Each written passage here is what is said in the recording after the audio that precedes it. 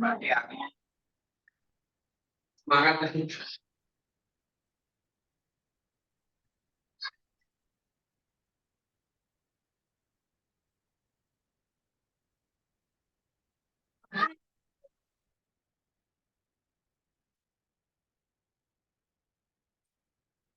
Ya,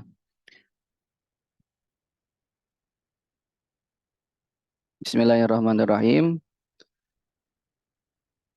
Kesempatan kali ini saya akan melaksanakan paparan terkait bagaimana 7 rahasia kunci menjadi fasilitator. Ibu Bapak, suara saya terdengar jelas? Terdengar jelas. Ya, terima kasih. Ibu Bapak pasti memiliki komunitas belajar dalam sekolah. Nah, ini 7 rahasia kunci menjadi fasilitator bagaimana Ibu dan Bapak menjadi penggerak di sekolahnya.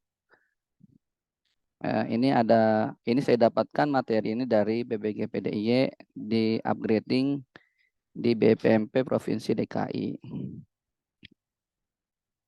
Sebelum itu kita baca dulu apa sih itu komunitas belajar, sekelompok pendidik dan tenaga kependidikan PTK yang belajar bersama dan berkolaborasi secara berkelanjutan dengan tujuan yang jelas dan terukur untuk meningkatkan kualitas pembelajaran sehingga berdampak pada hasil belajar murid. Komunitas belajar. Jadi komunitas belajar ini kita harus bersama-sama, intinya berkolaborasi dan tidak lupa juga harus berkelanjutan. Tujuannya itu untuk meningkatkan kualitas pembelajaran dan hasil belajar.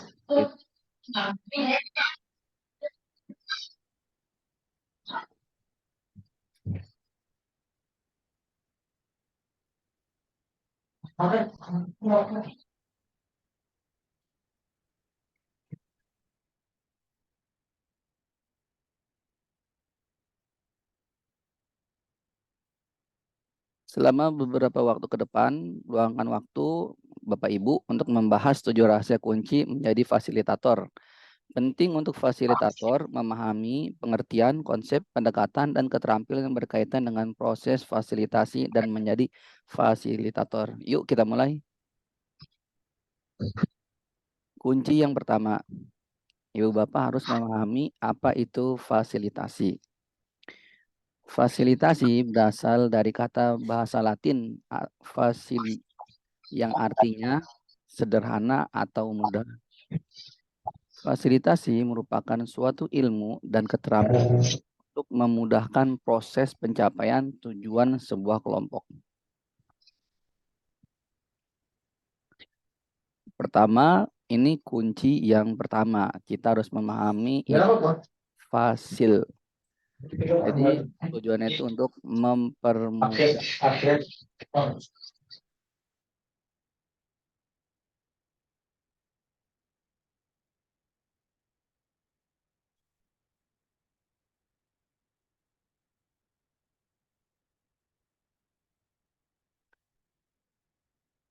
Kunci yang kedua yaitu memahami peran fasilitator. Fasilitator itu seperti arsitek, seperti pilot, dan seperti pemandu. Apa itu arsitek? Yaitu fasil itu membuat perencanaan. Fasil juga mengantarkan ketujuan. Seperti pemandu juga, yaitu fasil itu mengapresiasi dan mengingatkan.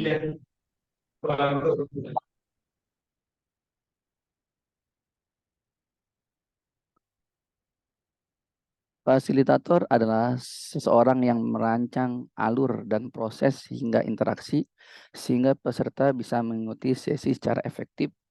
Peserta berfokus pada apa, konten, konteks, isu, ide, masalah, dan potensi. Kemudian peserta membagikan pengetahuan dan pengalamannya.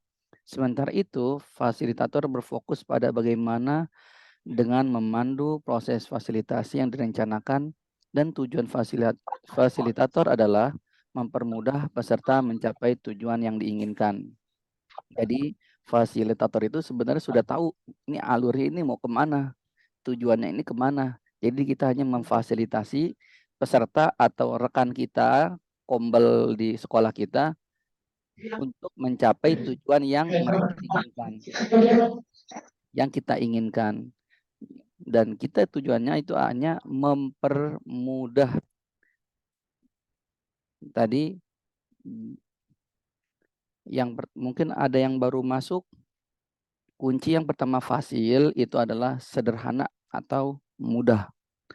Yang kedua, memahami peran fasilitator, yaitu membuat perencanaan, mengantar ke tujuan, mendampingi, mengapresiasi, serta mengingatkan. Ini detail peran fasilitator. Ingat, penting bagi pendidik dan tenaga kependidikan untuk mendalami dan melakoni 3 peran ini untuk menjadi fasilitator yang efektif. Detail fasilitator itu pertama kita harus mengobservasi kebutuhan peserta, kebutuhan kombel kita. Ini mau diarahkan kemana? Mau diarahkan ke bis. Yang lebih mudah adalah kita mengecek rapor pendidikan kita, sekolah masing-masing, satuan pendidikan masing-masing. Ini kebutuhannya kita di mana? Contoh, numerasi kita lebih rendah. Nah, berarti kita mengobservasi kebutuhan peserta. Yang selanjutnya, merencanakan tujuan dan menentukan output yang ingin dicapai. Selanjutnya, mendesain, merancang, dan perencanaan dengan rencana moderasi.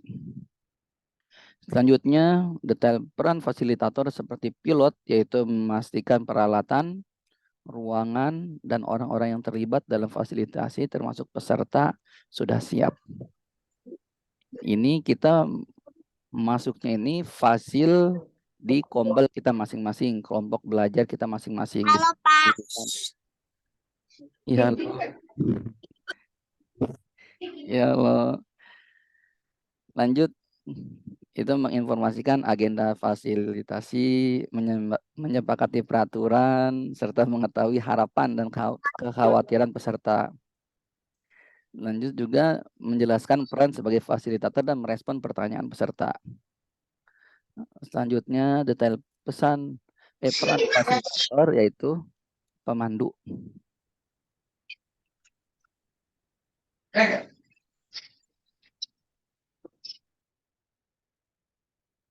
Pemandu berarti fasilitator ini menunjukkan sikap percaya diri, percaya, dan berorientasi pada peserta. Nah, kita ini yang paling penting adalah kita itu menunjukkan sikap percaya diri dan percaya. Nah, berorientasi pada peserta. Jadi kebutuhan peserta ini apa? Jadi kita udah bisa mengarahkannya. Bersikap netral dan dalam hal menghadapi perbedaan dan memunculkan partisipasi dan mengapresiasi peserta dan menciptakan situasi yang positif. Bapak Ibu penggerak komunitas di Kombel kita pasti banyak berbagai macam teman-teman yang memiliki karakter yang berbeda-beda. Nah, di sini kita sebagai pemandu itu bersikap netral. Jika ada perbedaan, kita memunculkan partisipasi dan mengarahkan kepada solusi hingga menciptakan situasi yang positif. Selanjutnya, ini poin perbedaan antara presentasi, pelatihan, dan fasilitasi. Di Kombel, kita itu lebih banyak itu diarahkan untuk menjadi fasilitasi. Nah, yang saya lakukan ini hanya presentasi, yang outputnya atau goalnya hanya informasi dan inspirasi bagi Bapak Ibu. Tapi saya di sini akan menjelaskan tentang fasilitasi ini. Fasilitasi konteksnya itu pertemuan dalam sebuah komunitas dalam komunitas belajar satuan pendidikan Ibu dan Bapak. Fokusnya itu fasilitator berfokus pada proses yang memudahkan peserta kepada konten maupun hasil. hasil atau goalnya itu tentang keputusan, temuan sumber ide, sumber masalah, dan ide-ide yang baru. Pendekatannya ini, Fasil ini banyak bertanya, banyak memandu, dan Fasil ini 80% itu banyak mendengar dan 20% berbicara. Ini yang cukup di konsentrasi kemarin pas lagi upgrading ini sering dibahas adalah Fasil itu banyak mendengar. Nah, kalau presentasi biasanya kalau kita di kombel kita kalau kita banyak berbicaranya berarti itu mungkin kita presentasi. Tapi disarankan untuk setiap kombel komunitas belajar dalam sekolah diarahkan itu kita untuk menjadi fasilitasi, yaitu kita harus banyak mendengar. Berbicaranya 20%, 80% mendengar. Berbicaranya seperti apa saja? Ya bertanya, memandu, memberikan keputusan, memancing ide, memantik ide. Seperti itu. Kunci yang ketiga yaitu memahami tujuan fasilitasi. Ini tujuan fasilitasi adalah menggali ide atau curah pendapat. Yang kedua, pemecahan masalah. Yang ketiga adalah pengambilan keputusan. Tujuan ini yang sering kita setiap pelajaran, setiap kita presentasi, setiap apapun kita lakukan, pasti kita awalnya itu harus kita tahu dulu apa nih tujuan kita nih. Nah, tujuan fasil ini yaitu menggali ide atau curah pendapat, pemecahan masalah, dan pengambilan keputusan.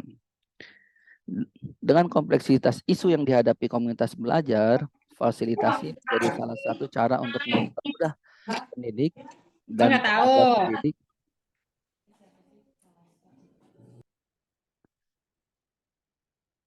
menjadi salah satu untuk mempermudah dalam menghadapi tantangan yang ada. Adapun fasilitasi bisa digunakan untuk tujuan-tujuan berikut seperti ini. Lanjut. Kunci yang keempat adalah memahami kompetensi dasar. Apa itu kompetensi dasar Fasil?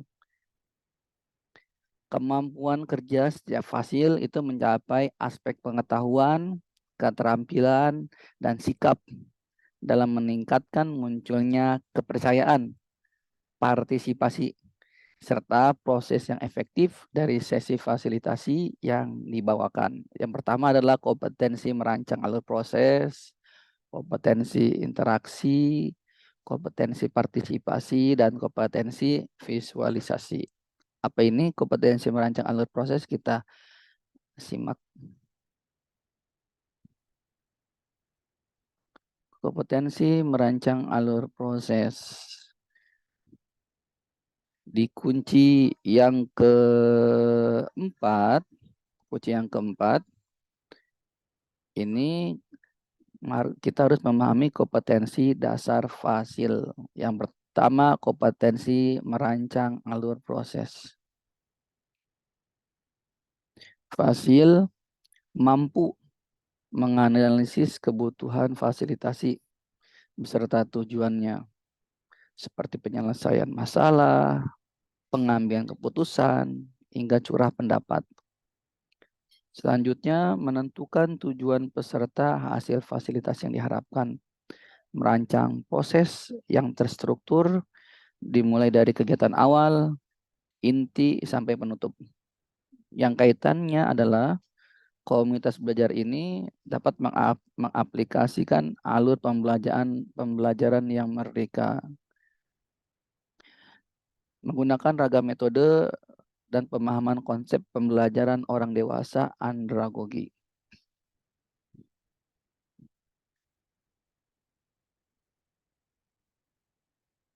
Kompetensi yang pertama. Kompetensi kedua, kompetensi partisipasi.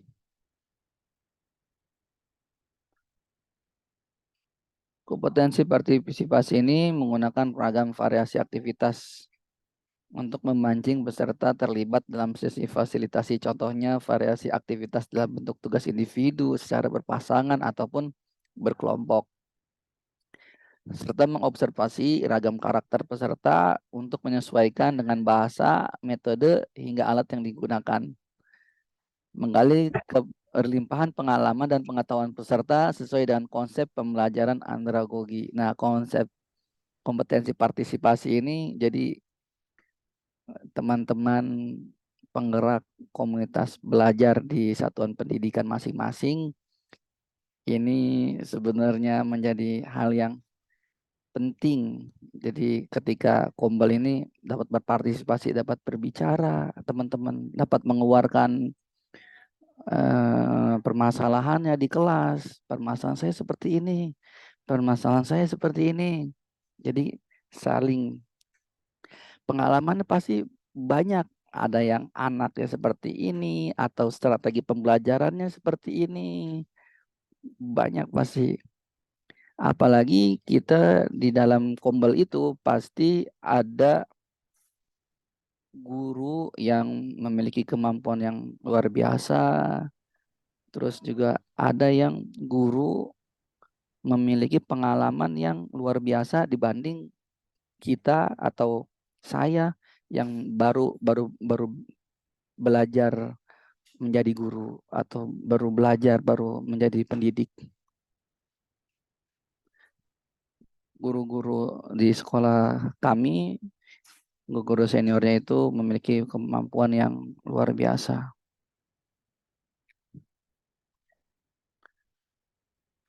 Selanjutnya adalah kompetensi interaksi. Kompetensi interaksi ini adalah kemampuan yang memudahkan peserta untuk berinteraksi. Jadi, misalnya dengan terlibat dalam ice breaking, games, membentuk kelompok, bekerja atau berbagi berpasangan. Peserta memiliki kesadaran interaksi mereka diperlukan untuk mencapai tujuan fasilitasi, karena tujuan fasilitasi adalah tujuan bersama. Kompetensi interaksi ini menekankan rasa kepemilikan, kedekatan antara guru yang satu dengan guru yang lainnya. Ini kompetensi interaksi ini kita fokuskan pada komunitas dalam komunitas belajar dalam sekolah, khususnya satuan pendidikan kita masing-masing. Kompetensi visualisasi ini menghadirkan ragam visual seperti video, gambar, atau membagikan konten, panduan proses, hasil diskusi dalam bentuk visual, dan memfasilitasi gaya belajar visual auditori. Nah,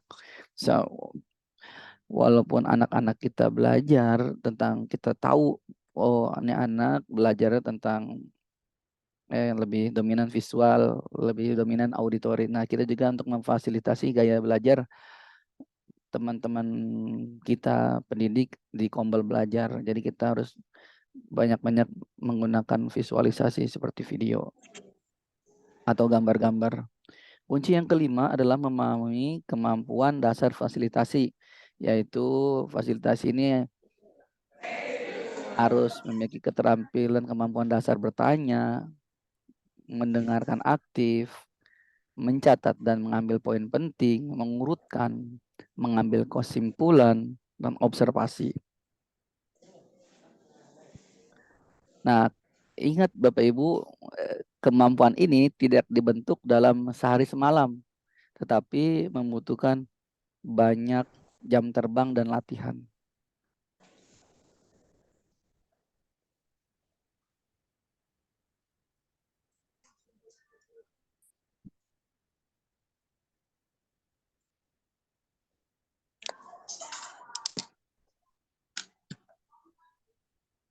Kemampuan bertanya itu pertanyaannya pertanyaan terbuka seperti apakah bisa kita pelajari hari ini?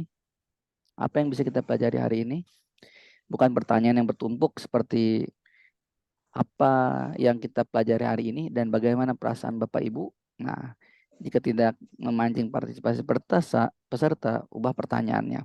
Dan Fasil ini juga tulis kata-kata kunci dua atau kata. banyak menyimpulkan, mendengarkan aktif, mengurutkan, dan observasi. Selanjutnya, kunci yang keenam adalah memahami perbedaan andragogi dan pedagogi. Ini asumsi dasar menurut Malcolm Knowles. Andragogi adalah seni mengajar orang dewasa. Ketika kita melakukan fasilitasi, peserta adalah peserta dewasa.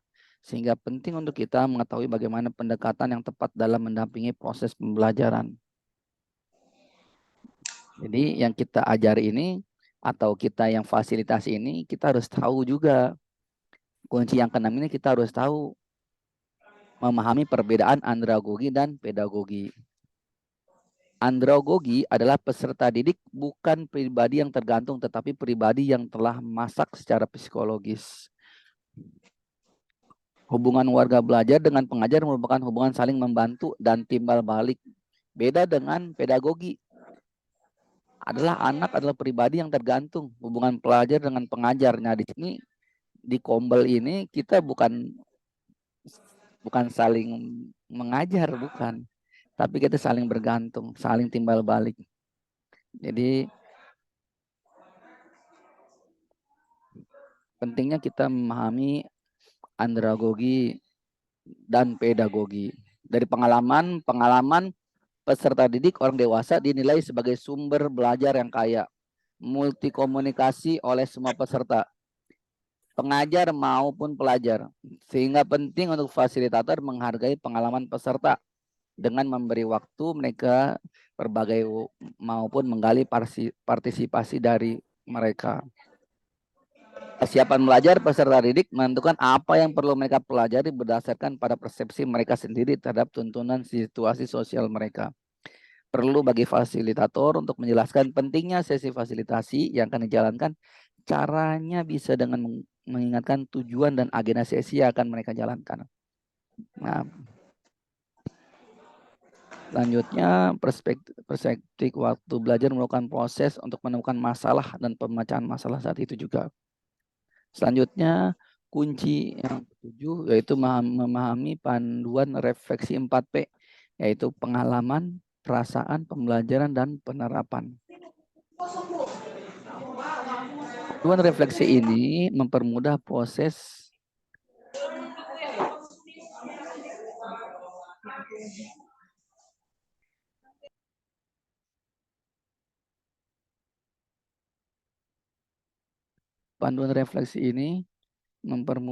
pembelajaran peserta selama sesi fasilitasi. Proses ini juga mendukung proses inquiry karena peserta terlibat dalam proses refleksi secara aktif dan dipandu untuk menemukan pembelajaran yang didapatkan. Panduan refleksi 4P ini seperti pengalaman, contoh apa yang terjadi, hal-hal yang bisa diamati sepanjang sesi. Nah, dan ini bersifat fakta. Saat fasilitasi tadi, apa saja yang sudah kita lakukan? Jadi pertanyaan-pertanyaan panduan refleksi ini perlu pengalaman, yang kedua adalah perasaan, apa yang dirasakan, yang selanjutnya yang ketiga adalah pembelajaran. Pembelajaran apa yang dapat kita ambil dari sini, dari sana. Selanjutnya penerapan, apa yang bisa diulang atau bisa dipertahankan atau apa yang bisa diperbaiki dan bisa dimodifikasi dari kegiatan ini. Nah, ini kunci 7 fasil yang terakhir. Ibu Bapak melakukan fasilitasi dan menjadi fasilitator memang menantang, tetapi tidak akan pernah membosankan. Terima kasih. Wabillahi taufiq wal hidayah. Wassalamualaikum warahmatullahi wabarakatuh. Waalaikumsalam warahmatullahi wabarakatuh. Wabarakatuh.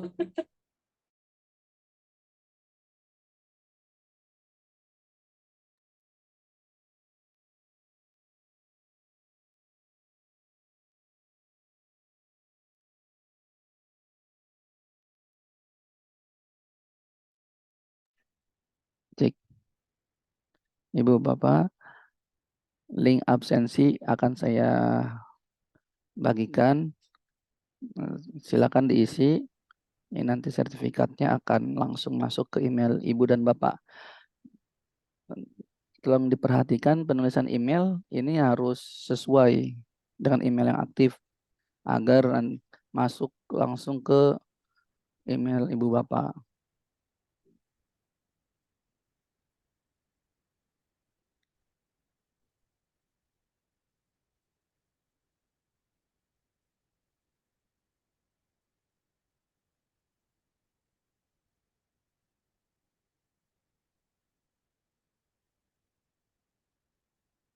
Hmm.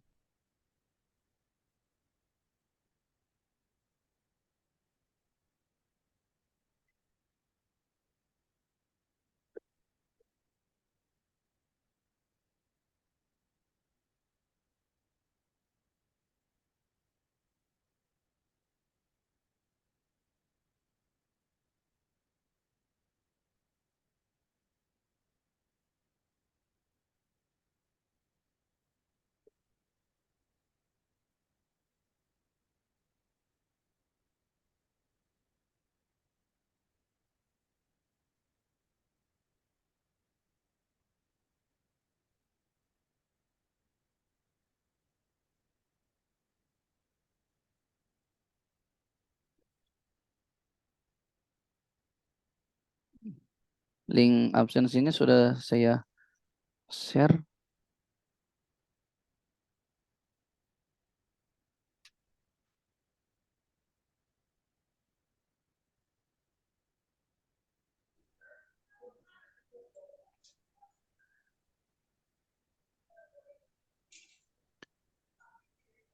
Ibu Bapak yang masuk dari Zoom ini dari platform Mereka Mengajar bisa mengikuti kita di grup WhatsApp. Ada grup WhatsApp-nya, nanti saya akan info di grup WhatsApp juga, sering-sering info di grup WhatsApp.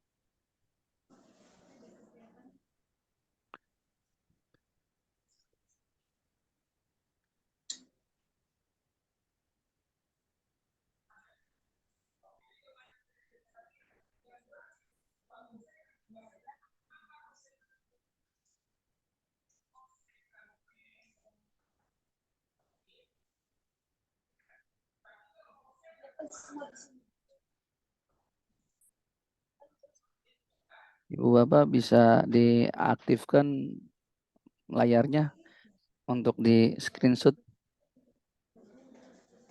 buat foto bersama. Peserta kita hari ini ada 26 peserta. Tadi ada 27, 26 sekarang. Oke.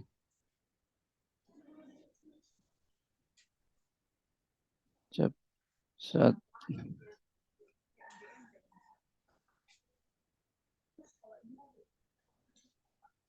Satu, dua, tiga. Oke, terima kasih. Satu, dua, tiga. Oke, terima kasih. Yep. Wabillahi taufiq wal hidayah. Wassalamualaikum warahmatullahi wabarakatuh.